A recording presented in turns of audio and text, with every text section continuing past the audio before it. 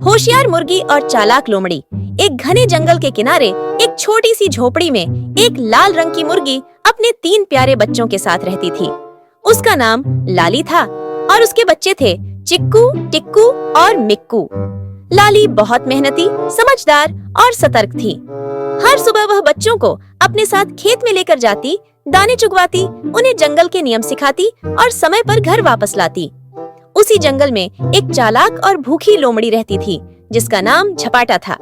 झपाटा हमेशा अपने शिकार के लिए नए नए तरीके सोचती रहती थी। एक दिन उसने लाली और उसके बच्चों को खेत में खेलते और दाने चुगते देखा। लोमड़ी की आंखों में लालच आ गया।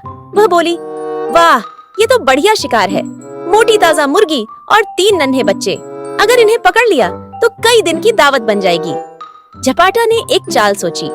उसने खेत के पास की झाड़ियों में छिपकर बैठने का नाटक किया। उसकी योजना थी कि जैसे ही लाली और बच्चे पास आएंगे, वह झपट्टा मारकर उन्हें पकड़ लेगी। लेकिन लाली कोई आम मुर्गी नहीं थी। वह जंगल की चालाकियों को अच्छे से जानती थी। उसे झाड़ी में कुछ हलचल महसूस हुई।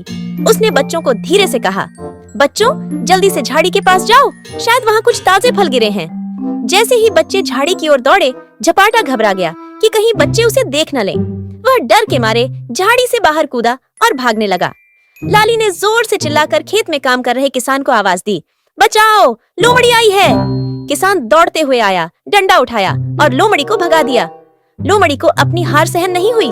उसने सोचा, इस बार सीधा हमला नहीं करूंगी, मीठी बातों से काम निकालूंगी। अगली सुबह वह लाली के घर के पास पहुंची और बोली, ओ प्यारी मुर्गी बहन, तुम कितनी मेहनती हो। तुम्हारे बच्चे कितने प्यारे हैं। मैं तो बस दोस्ती करना चाहती हूँ। क्या मैं तुम्हारे बच्चों को एक कहानी सुनाऊं? लाली मुस्कुराई और बोली, कहानी बाद में, पहले जाकर मुंह धो। तुम्हारे होठों से खून की बदबू आ रही है। यह सुनते ही झपाटा शर्मिंदा हो गई और बिना कुछ कहे वापस जंगल की ओर भाग गई। इस घटना के बाद जंगल के सारे जानवर लाली की तारीफ करने लगे।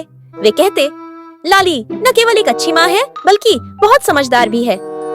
चिक्कू, टिक्कू और मिक्कू ने भी सीखा कि डरने की बजाय समझदारी से काम लेना चाहिए। उस दिन से झपाटा ने भी कभी उनकी तरफ देखने की हिम्मत नहीं की। लाली और उसके बच्चे खुशी खुशी और सुरक्षित जीवन जीने लगे।